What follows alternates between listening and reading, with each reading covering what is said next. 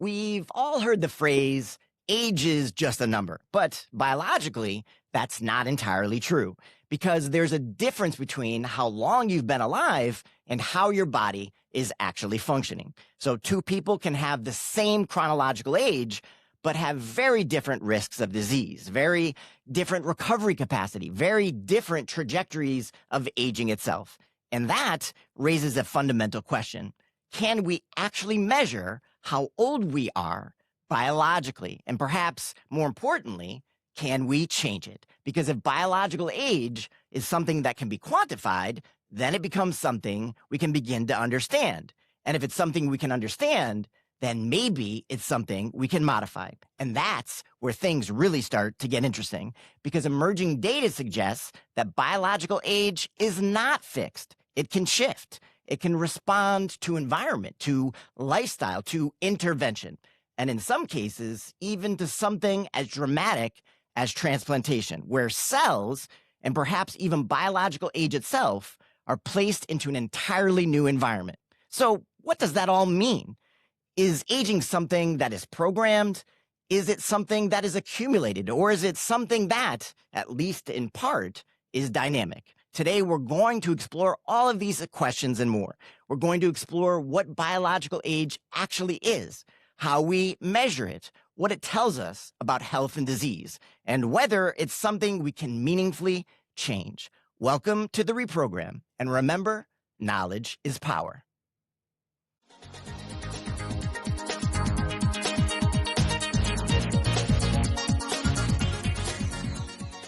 Hello, everyone, and welcome to the ReProgram podcast. I'm your host, Dr. George Murphy. Our guest today is Dr. Jesse Poganik. He's an instructor in medicine at the Brigham and Women's Hospital and also Harvard Medical School. He's also one of the co-directors of something that I think is really important and essential in this day and age, which is the Biomarkers of Aging Consortium. And he's also a noted expert in epigenetic aging clocks and how these emerging tools can be applied to both animal and, really importantly, human systems.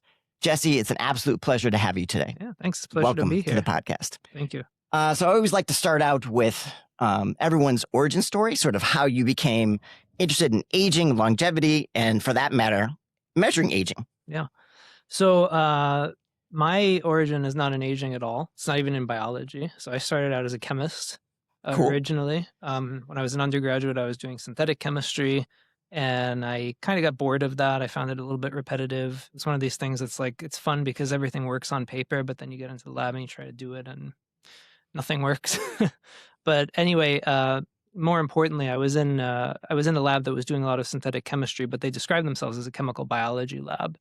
But in that lab, they were really just, the biology part was kind of a distant aspiration. So when I went to grad school, I wanted to get more into biology, more into something that would be closer to application. And so I joined a chemical biology lab that was much more in the biology realm. And we were studying redox biology. We were building chemical probes to to deliver these reactive small molecules and then understand their responses. And by the end of that, I still felt I wasn't close enough to doing something that would have an impact, even though it was very interesting work and I enjoyed it.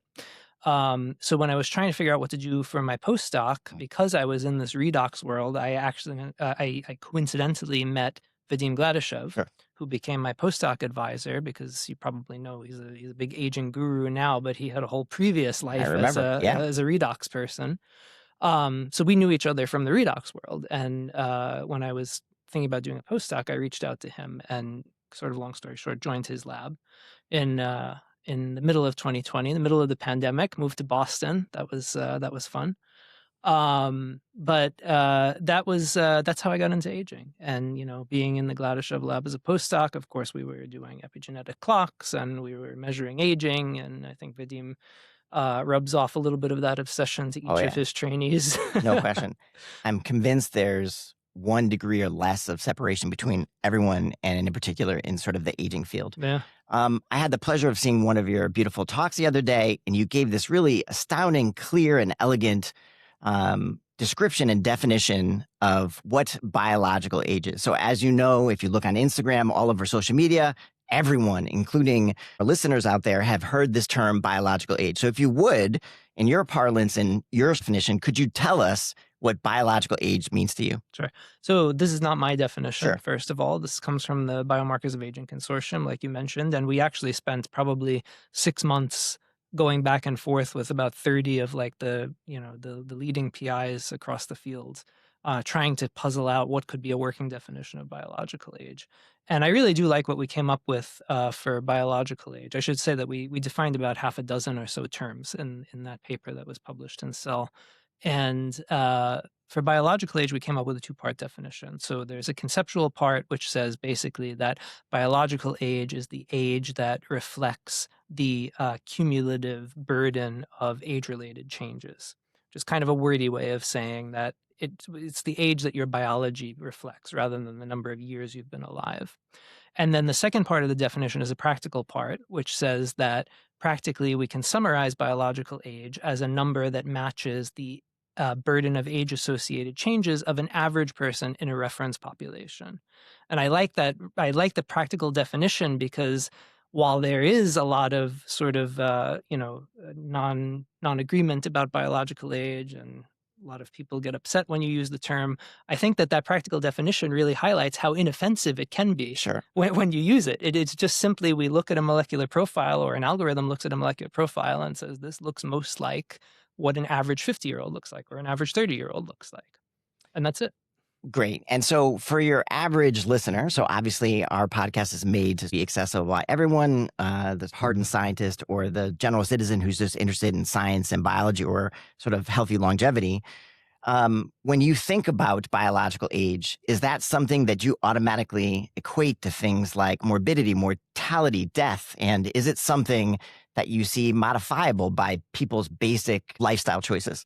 So yes, with a few caveats. So what I will say is that the general caveat is that the work that's been done in the biological age realm, the epigenetic clock realm, most, if not all of that work has been done at the cohort level. So it means that the outcomes are assessed in aggregate, which means that on average, yes, the biomarkers, the clocks do correlate with mortality risk, morbidity risk, things like that. And on average, yes, they are modifiable. We know that now from a number of emerging clinical trials that are using these biomarkers of aging. You know, the question is, and this is an open question, how useful are they for an individual person like you or me Sure. to measure and attempt to modify? Because we don't really understand things like how do you separate true signal from noise, measurement error, technical artifacts, things like that. So that's where a lot of the ongoing work in the lab is focused on, and with the consortium, our work is focused on trying to puzzle out these factors. And I know, like you, we are big fans of epigenetic clocks. We think they're more stable. There's obviously a much more storied history of these types of clocks. Why are epigenetic clocks your favorite? And can you just kind of take us through the multiple layers of data that can be used to create one of these biological aging clocks? Yeah. Well, I don't know that they are my favorite anymore, to be completely that's honest. Cool. I'd love to hear about it. Well, I mean, it's just, I would say that it might be I might consider it dishonest to say that they're my favorite. Okay. It's maybe like picking your favorite child or Sure. something. Impossible to do. Yeah. But I think more broadly, though, jokes aside, it is probably more a situation of the right clock for the right application. Love that. And that's something, again, that's a subject of ongoing research, trying to find, what is the right clock for the right application. So epigenetic clocks are special, I would say, because they've had the longest period of development. And my personal theory for why that is that the assays have been standardized for just much longer. We've been using methylation arrays to measure methylation profiles, from before the time of Steve Horvath's landmark 2013 paper. Sure. And so this data has just accumulated. It is basically always the same. It's very nice. It's tabular, user-friendly, etc. There have been iterations of the arrays over the years, but generally there is some level of portability between them. And what that means is that all of this accumulated data you can aggregate and hopefully pair with outcomes to make really robust biomarkers. Now, there are perhaps arguably more exciting modalities like transcriptome, proteome, metabolome. And those are exciting in some sense because they it's much easier to do like biological inference compared to methylation, because we simply just don't have a good handle on how to link changes at discrete methylation sites to downstream Sure. biology. The problem is that the assays have not been standardized for these new things, and that's changing a little bit, because when you have these standardized panels like those that are offered for like Olink and SomaLogic and Alamar, and then similar kind of thing happening with metabolomics with things like Nightingale, I think once we continue to accumulate that standardized data, we'll be able to do the same things, and we'll be able to do this additional layer of cool biology, because we can more easily infer what's going on downstream with those changes. But epigenetic clocks, still, I mean, they're the ones you hear about most, because they've just been around longer and they've had more time to develop. So you definitely hit on something I wanted to ask you about, and you mentioned, trying to connect changes you might see in the epigenetic register to the biology that's downstream. So are you a believer that these changes, and I think that's something we're exploring in our laboratory as well, is whether or not these changes that we see in your epigenome, your methylation changes, is there causality? Do these changes actually have an impact on aging itself? Yeah. So I would say the answer is probably yes. And the more technically correct answer is we don't know, because one of the legitimate critiques of epigenetic clocks, and really any kind of aging biomarker you build with machine learning approaches, is this so-called black box problem, which is that we feed data in to these algorithms, we get a model out, and we don't necessarily know why particular features were selected by the algorithm. And in methylation, it's even more of a challenge for a number of reasons. One of them is that methylation tends to change sort of within regions rather than discrete sites per se. And it is just the nature of most of the machine learning algorithms that are used that you whittle down the number of sites, literally penalize the model for selecting more sites than are absolutely necessary to explain your data. So what it means is that you have this very sort of sparse selection of sites in your final model, and you try to do, any kind of biological inference with that. It's really incomplete. So, and by extension, you try to ask the question: are these sites causal, or are they adaptive? Are they neutral? We don't know, because it's difficult to link these sites. Now there are to the outcomes. I mean, now there are ways that people have attempted to approach the problem, but it's really, I think, one of the big open questions: the extent to which any of these aging biomarkers are causal. I will say one interesting thing that we found working with the consortium is that there was we did at one point a survey of experts in the field, and one of the things that I thought was interesting that we heard from more than one person. So we asked them, how do you value the idea of causality as an absolute prerequisite for these things to go into the clinic? And it was very interesting to hear more than one person say they don't need to be causal to go into the clinic. Mm. It's a problem, it's a missed opportunity, if you will, to not understand the extent to which they are causal after the fact. But you can have perfectly good biomarkers that are not necessarily causal to aging. Love that. And since you brought it up, the concept of sort of clinical validation, but more to the point, how far are we away, Jesse, from when we go to the doctor? I'm a hematologist. You have a complete blood count. You look at blood-based biomarkers. How far do you think we are away from you go to your standard sort of general practitioner and you have a biological age test that looks at some parameters of data to understand your trajectory of aging? Yeah, I mean, that's the dream. Someone asked me, what's your hope for the next 10 years? And that was what I said. I said that I hope that this biomarker, a biomarker of aging, will become as routine as a CBC in your annual checkup. How close are we? I hope we're within 10 years. I have no idea, though. But what I can say is that we've sort of proposed a trajectory of where we are now to clinical application, something like you're describing, used to make clinical decisions. And, the way that we envisioned it working with the experts in the consortium was that you would probably go from, pre-development and cohort studies, cross-validation, before you even get to clinical application. And then you advance your best ones to small clinical trials. Then you progressively advance them to larger clinical trials. And that's where we are now, I would say. So there have been three really exciting examples in the last 2-ish years, I think. One is Calorie. One is Do Health out of Switzerland. They were testing vitamin D and exercise. And most recently, it was just published about a month ago, I think, this Cosmos trial of multivitamins that was actually done at the Brigham. And these are special in a sense because they have hundreds of people that they've applied these epigenetic clocks to.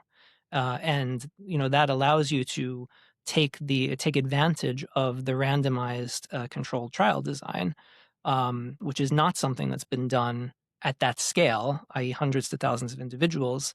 And it's an important step on the journey. Now, it still doesn't necessarily get you to answering some of the things we started with, like how useful are these for individual people? And that's going to be something that's really an important prerequisite because, as you know, and as people know, like when you see a blood test, you have the result and you have the reference range. And it is interesting. There are some groups, Terry Moffat's group, for instance, I know they're working on, thinking about how do you make these reference ranges for epigenetic clocks or aging biomarkers. And I think that'll be something that will be interesting and necessary, really, because, it's just a very basic question. It's like, if my result is aberrant, how aberrant does it need to be? And one of the things that we learned from some of these surveying projects with the consortium is that when you talk to clinicians, you will not unusually hear them say something along the lines of, it is great that we can measure biological age. What do I do with it as a clinician? Yeah. It's a fair question. Totally fair question. And again, since you brought it up, I'm very curious.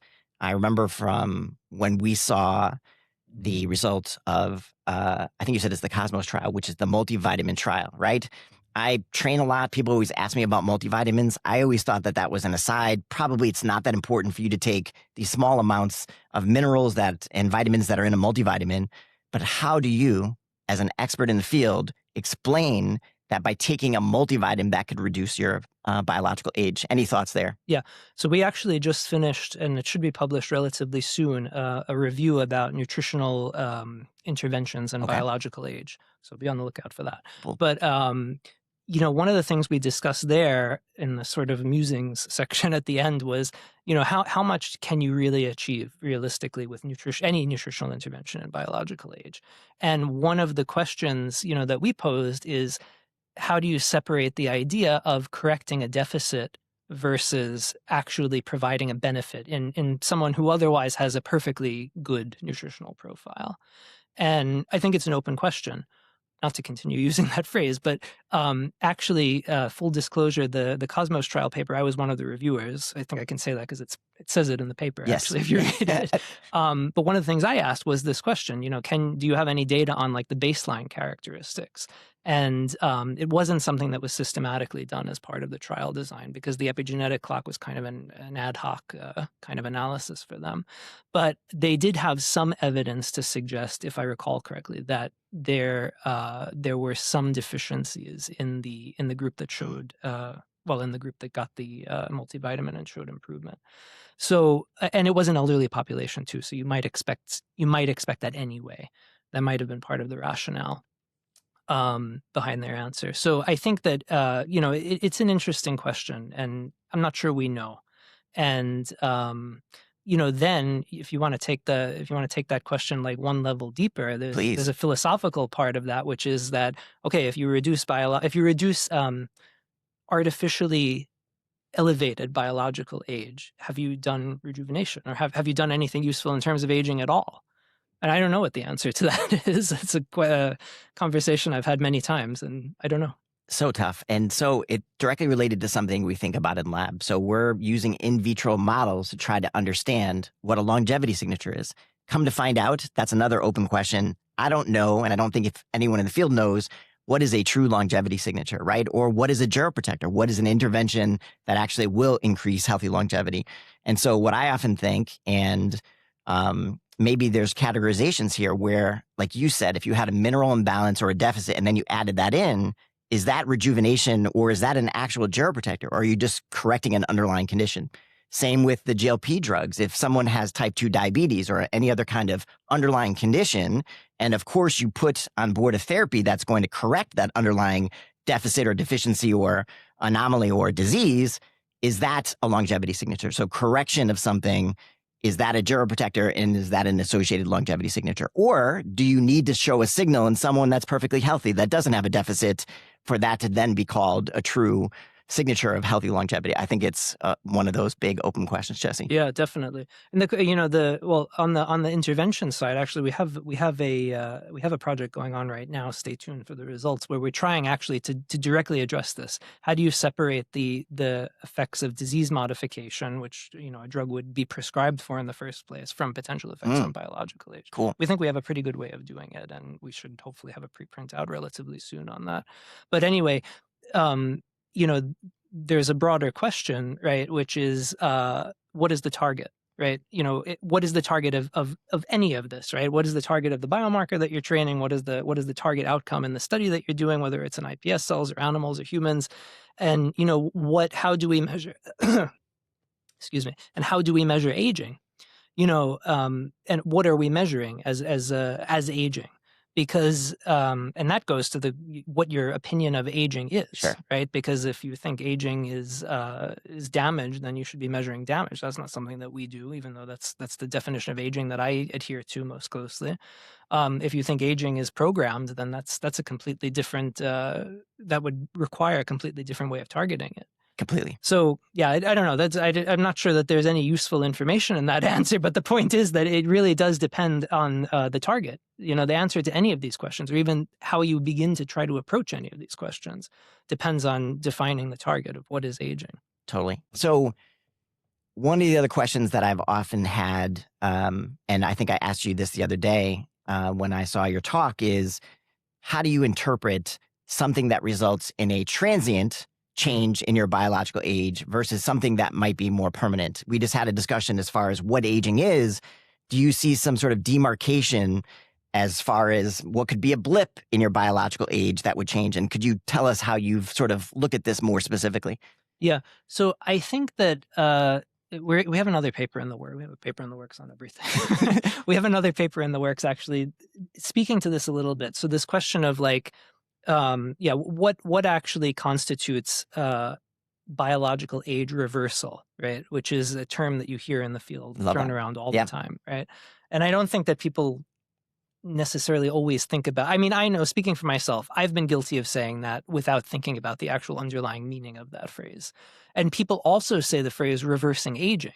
And those are two completely different things, really, right? So the point of this paper mainly actually is to say, okay, aging is a process, and you can define the specifics however you like, but the point is aging is a process. Biological age, in our conception of it, is a state that describes some projection of that process, right? So what that means is that if you think about reversing aging and reversing biological age, and this is analogous really to a transient acceleration of one or the other, you can sort of think about what both of those terms means. So reversing aging, literally reversing aging, means that you go back in every single cell, every single molecule to the previous state. And that may or may not be what we should actually be aspiring to. It's probably impossible, I think, that you would actually perfectly reverse aging. Because again, it means that if again, you come from a damage-centric point of view, it means that all of this stochastic random damage in every single cell would have to be perfectly reversed to its previous state. And, if cell Seems A tough. has damage A, cell B has damage B, so on and so on. I mean, you can imagine how quickly that becomes essentially impossible. So biological age, if biological age is describing the state of the system, as we were describing, something analogous to what an average person in a reference population looks like, then it becomes much more easy to sit with the idea, I think, of a transient acceleration of biological age and also a reversal of biological age or a reduction in biological age. And I think that within the limits of physics and science in general, that's probably more realistic a prospect than reversal of aging. So, going back to your original question, how do I think about a transient acceleration of biological age Very simply, what I think is that when biological age is transiently accelerated, and we've identified, at least using epigenetic clocks and some other biomarkers, several situations where this happens, like Can you give us some examples of those? major surgery, Yes. pregnancy, sleep deprivation, So interesting. major infectious disease. So any of these things, again, if we think back to the practical definition of biological age, it just means that the molecular profiles uh, of those individuals have shifted towards something that resembles an older individual. So to me, that's transient acceleration of biological age. It makes sense that it happens. It makes sense that it can go back. There's a deeper question about, is that reversal of biological age in the sense of, a rejuvenating therapy for older individuals? That's a separate question though, right? But the reason that I don't have a problem with the idea of transient age acceleration is that, if you look not only at the molecular biomarkers, but also at the functional outcomes, pregnancy is a really instructive example in this sense. So if you look at where the peak of biological age, and we and others actually in the field have done this from many different angles. If you look at the peak of where biological age accelerates during pregnancy, it almost perfectly coincides with the risk of things like gestational diabetes, preeclampsia, which is essentially hypertension. So these things that people consider classical diseases of aging, and things also like mortality risk. So that's the same way that, at least at the cohort level, we validate biomarkers of aging, even though we are unsure on the actual, causal nature of these biomarkers. We feel that they are reflecting some aspect of aging because they are statistically significantly predictive of outcomes that we know to be associated with aging, like, a risk of aging-associated disease, mortality, etc. So cool. And from your talk the other day as well, and from your work that you've published, you have some of the coolest tools and platforms for studying how these dynamics might take place.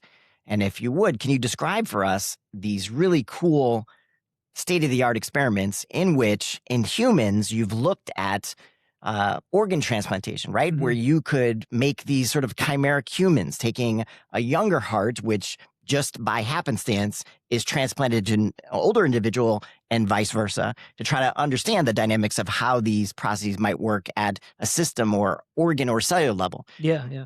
So it's not actually the human transplantation stuff is nothing that we've innovated, and it's also not happenstance. So it's actually that most donated organs are selected for donation because they come from younger individuals, unfortunately, who have passed away.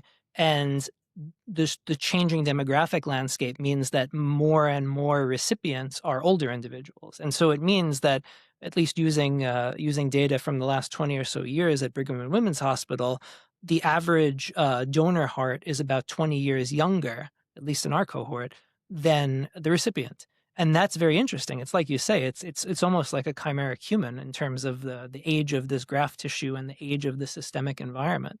And so in some sense, that creates a natural experiment, right? Where you have taken a tissue of one chronological age and you put it in an environment of another chronological age.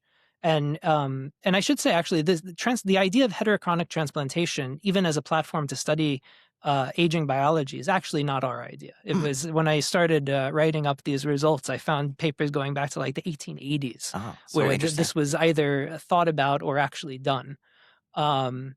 But I mean, it kind of makes sense when you think about it, right? Because it is like this amazing natural experiment where you can mix these different ages and then study what happens. And I mean, to summarize a lot of our data, what we've found is that the systemic environment really dominates the effect on the graft tissue. So if you take, like we were saying, a younger heart and you put it into an older individual, and you wait a few months and you run your molecular biomarkers on the graft heart, that will actually resemble biologically the chronological age of the recipient. In other words, it will be predicted older. And this is a difficult problem. The functional part of this is a difficult problem because of the sort of systemic effects of being in an older recipient in that system anyway. But we have reason to believe, using careful modeling, that the functional outcomes mirror what you would expect based on that effect, which we call biological age assimilation. In other words, that the graft tissue assimilates the biological age of the recipient. And it seems that the function gets worse. And, that's kind of easy to believe in an older recipient. The more remarkable thing is that it works in a younger recipient who gets an older heart. So the molecular biomarkers are predicted younger. The functional biomarkers seem to do a bit better as well. And I think one of the questions I asked you after your talk was, what was the role that sort of blood, which can sort of access every sort of crevice of every organ and every tissue it touches, that do you believe these maybe rejuvenative factors are in the blood? And I guess my other question as a corollary to that is, did you stratify for inflammation? So obviously in organ transplantation, you use immune suppression. Were there any differences in immune functionality that you thought might be causal to see these changes? Yeah, it's not something we analyzed in great depth. What I will say is that we were using data from a single transplantation center within a relatively tightly defined time limit. So the protocol that was used was very comparable between the different individuals. Doesn't rule out absolutely differences in the underlying, immune profiles. So yeah, so blood definitely has to be the conduit, right? But my opinion is that that's probably it. I don't think, so a lot of people in the field have done a lot of thinking about this question because of this model that we also started these investigations with called heterochronic parabiosis. And that's where you take an old mouse and a young mouse, you surgically connect them so they share a circulation. So blood has been one of the go-to explanations, as you know, for the effects of that system, where, by the way, when you connect these two animals, the old mouse gets younger, the young mouse gets older. By pretty much any way you can look at it. It's one of the most robust models, I would say, in aging biology. So I think blood has to be the conduit. Now, people have sort of taken the idea that blood is the determining factor and run with that. So they've done experiments like you can do a single blood exchange in a mouse or a rat. So in other words, you take a young mouse, you exchange all of its blood. Sorry, you take an old mouse, you exchange all of its blood with young blood, and you look and see what happens. And you can do other fancy things like plasmapheresis and infusion of young plasma. In my opinion, and we haven't done those experiments, just to be clear, but my reading of the literature is that none of those fully recapitulate the effects of parabiosis. And actually, I'm even more confident of this because there have now been small to decent sized clinical trials of doing plasmapheresis in humans. And, the outcomes were not extended lifespan, but they were a whole panoply of molecular biomarkers. And basically there was nothing jumped out. I mean, I think there were maybe a few positive effects in a few of the biomarkers, but at least the way we think about the biomarkers in this environment where we don't know which one is the most appropriate, we use kind of a win ratio sort of approach conceptually. In other words, the more times you get the same answer, the more confident you are. Agreed. And it's just not the case for the plasmapheresis clinical trials. Yeah. It's unfortunate, but that's how it is. And so I don't think for that reason, all of those reasons, that blood is the determining factor. I think it has to be the conduit, right? Because that's why parabiosis works. And that's likely why transplantation works. But I don't think it can be the whole story based on all this other data out there. Yeah, and it's so interesting. People have looked so hard, and we have these fancy tools from proteomics to all sorts of ways in which we can analyze the blood. And it's really, hasn't borne fruit as far as, what that magic bullet is, which I think is pretty interesting. But I agree. Sort of in the conduit, but don't have the complete answer as far as what might be there as well. Well, the reason we got into, not to interrupt, but the reason we got into organ transplantation is because we said, well, if it's not the blood, maybe it's the access to the young system. Sure. So yeah, we've been piecing this together organ by organ, I and many collaborators. We haven't found the magic organ yet. So it might be the case that it is sort of a mass effect. You need enough young material overall to sort of dilute out the age damage, or it could be that we haven't found the magic organ yet, or both could be wrong. I don't know. Or a little bit of everything. Yeah. And maybe lastly, I can't remember from your work if you have longitudinal data. So if you actually see, say, a difference in biological age based upon this chimeric organ transplantation, do you see an outcome as far as morbidity, mortality, or life extension in these subjects? Have they been followed that long? Yeah, so some of them have.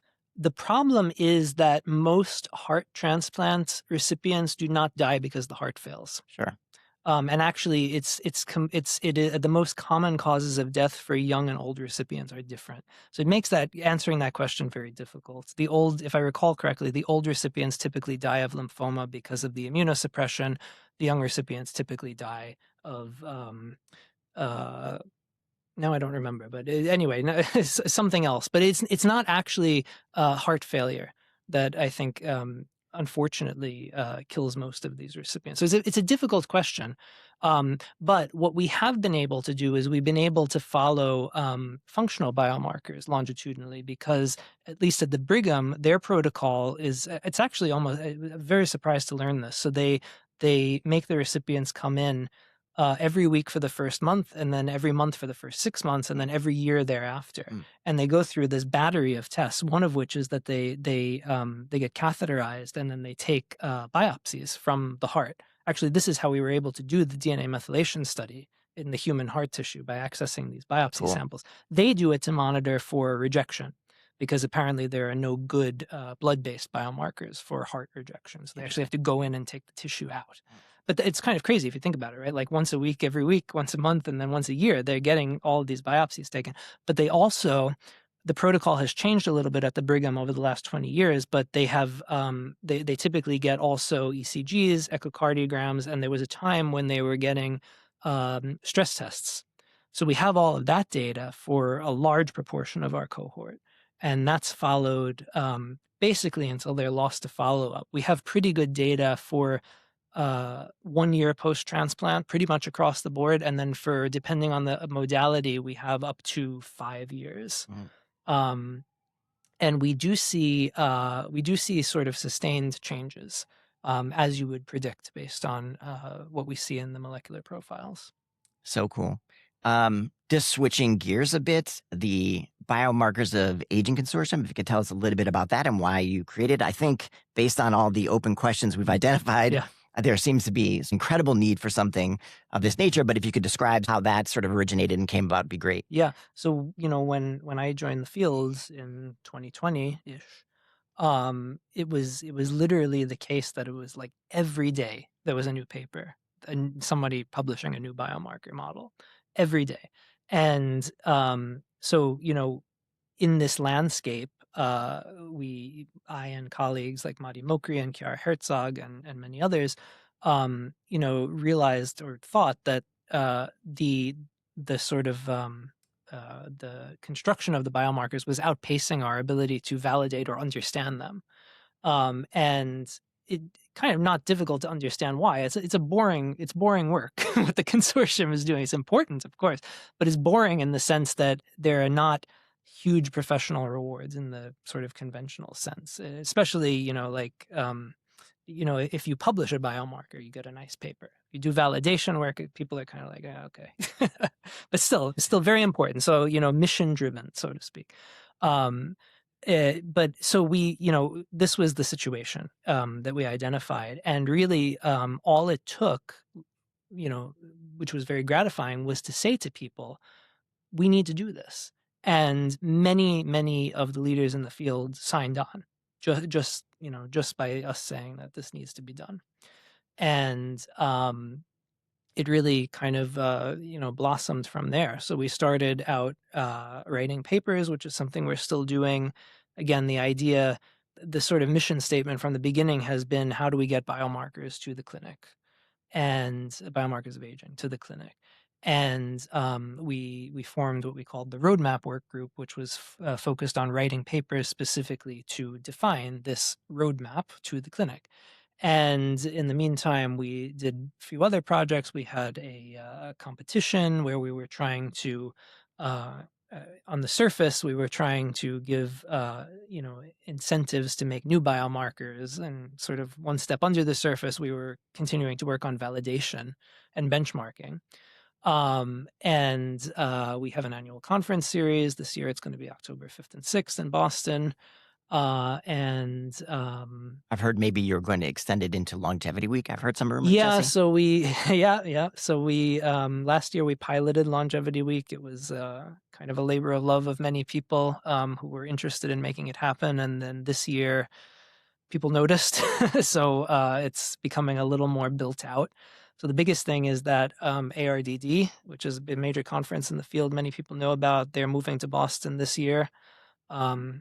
And so it will be ARDD. ARDD is Longevity Medicine Day, the Biomarkers of Aging Conference, and several other satellite events and other things yet to be announced. I will put all this information into the show notes for sure, as well as your publications as well.